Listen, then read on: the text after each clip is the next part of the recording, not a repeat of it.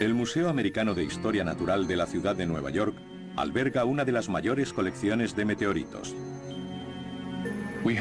Tenemos más de 1.400 ejemplares de meteoritos diferentes y están a disposición de investigadores de todo el mundo para determinar su composición. Los visitantes pueden ver e incluso tocar pequeñas rocas procedentes de rincones remotos del sistema solar. Pero el museo también alberga a este gigantesco meteorito. Tiene el tamaño de un coche utilitario y es 40 veces más pesado. Es el mayor meteorito de todos los que se guardan en los museos. La historia de cómo acabaron aquí este gigante llamado Aniguito y dos fragmentos del mismo encontrados cerca de él se remonta a algún momento de la Edad de Hielo, hace entre 10.000 y 100.000 años, en lo que hoy se conoce como Cabo York, en Groenlandia.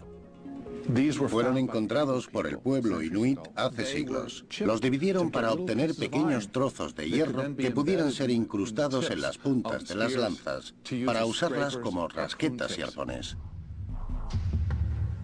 Uno de los exploradores más afamados de la historia, Robert Perry, supo de la fuente de hierro de los inuit durante una visita a Groenlandia en 1894. Se desconoce qué pensaron los nativos al respecto, pero Perry decidió llevarse las rocas. El guía le mostró dónde había un par de ellas, pequeñas. Se enteró de la existencia de la grande en una isla y fue a buscarla. Pero con 34 toneladas era tan pesada que no podía cargarla en su barco. Así que regresó en 1897. Perry empleó gatos hidráulicos de 100 toneladas y unos raíles de acero para cargar el meteorito en su barco.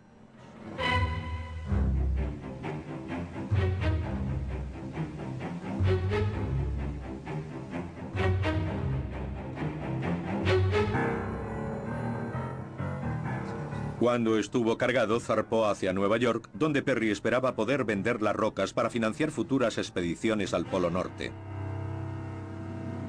Este fragmento llegó desde los astilleros de la Marina de Brooklyn en octubre de 1897. El siguiente problema logístico fue trasladarlo al museo. Ello provocó un pequeño alboroto en las calles de Nueva York.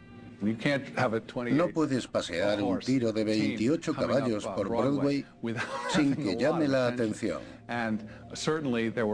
Hubo una gran preocupación porque una masa de 34 toneladas suponía una gran carga sobre el metro y sobre todo lo que hay debajo. Estos tres fragmentos del meteorito de Cabo York están ahora instalados en el museo, de forma que no afectan a la infraestructura de Nueva York. Al parecer, tampoco causó daños a las capas de hielo de Groenlandia. Estudios científicos determinan que no parece haber cráter de impacto, lo que significa que debió estallar antes de caer y sus fragmentos llovieron sobre los glaciares. En otras circunstancias, el meteorito de Cabo York habría producido un cráter como este.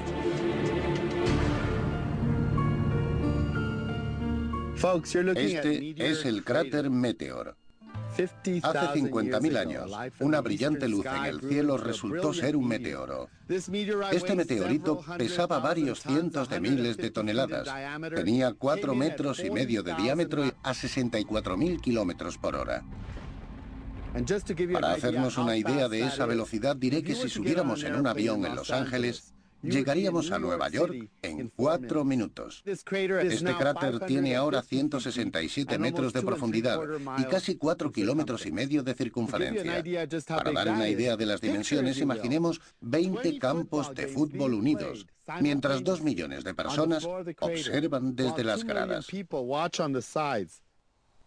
Si pusiéramos en el fondo el monumento de Washington, su cúspide quedaría a la altura de nuestros ojos. El cráter Meteor, cerca de Winslow, Arizona, es el mejor conservado y más estudiado de la Tierra. Lleno de información sobre la mecánica de grandes impactos.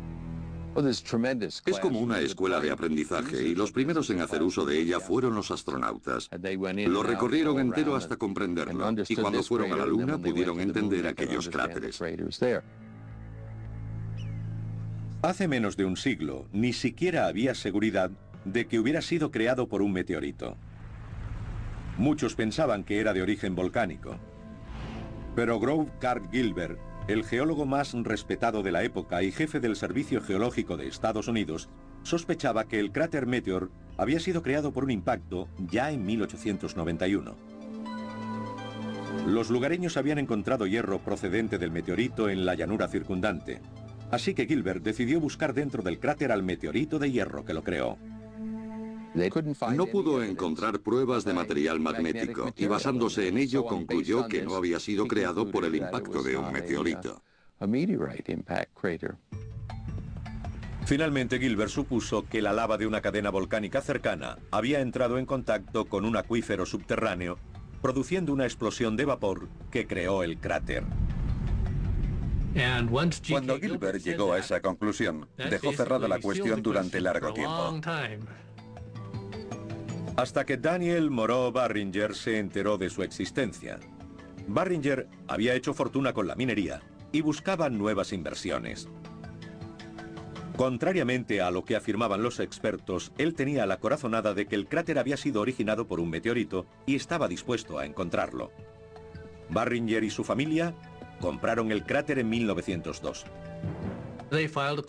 Pensaban que podían ganar dinero extrayendo hierro del cráter.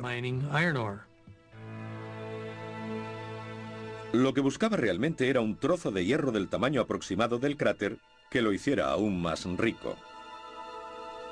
Pero mientras buscaba en vano el meteorito, pasó las siguientes décadas descubriendo pruebas de dos hechos aparentemente incompatibles. Que el cráter había sido creado por un impacto y que no había meteorito.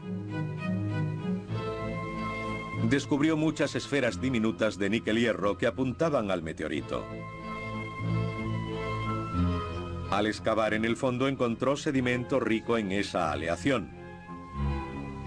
Siguió hallando pequeños fragmentos de hierro, pero no la roca gigante que buscaba. Durante muchos años estuvo excavando en diferentes puntos con el propósito de encontrar el meteorito y ver si podían extraer algo valioso de todo aquello. Pero al final se quedaron sin dinero. Barringer murió en 1929 sin poder demostrar su teoría. Los científicos eran escépticos respecto a sus hipótesis. Sabían que una serie de meteoritos pequeños se habían estrellado contra la Tierra, pero no tenían pruebas de que lo hubiera hecho uno grande. No había cráteres en el planeta ni rocas gigantes en el suelo. Supusieron que los grandes cuerpos no podían atravesar la atmósfera terrestre. Pero un misterioso suceso en Siberia, conocido como el enigma de Tunguska, haría que los científicos se replantearan los impactos de meteoritos. El 30 de junio de 1908, los sismógrafos de todo el mundo indicaron que algo muy potente había hecho temblar el suelo en Rusia.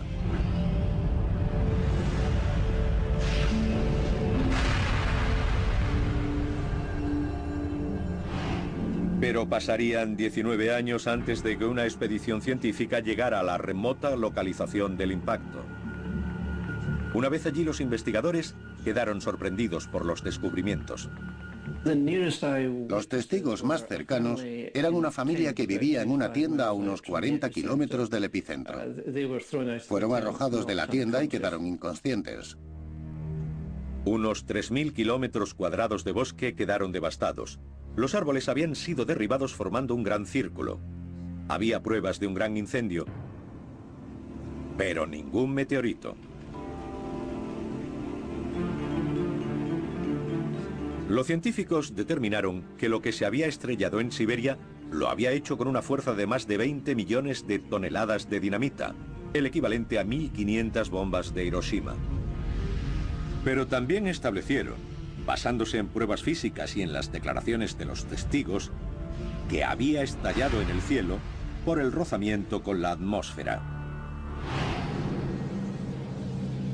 Cuando un cuerpo que viaja a velocidades astronómicas entra en la atmósfera terrestre, puede acabar pulverizado.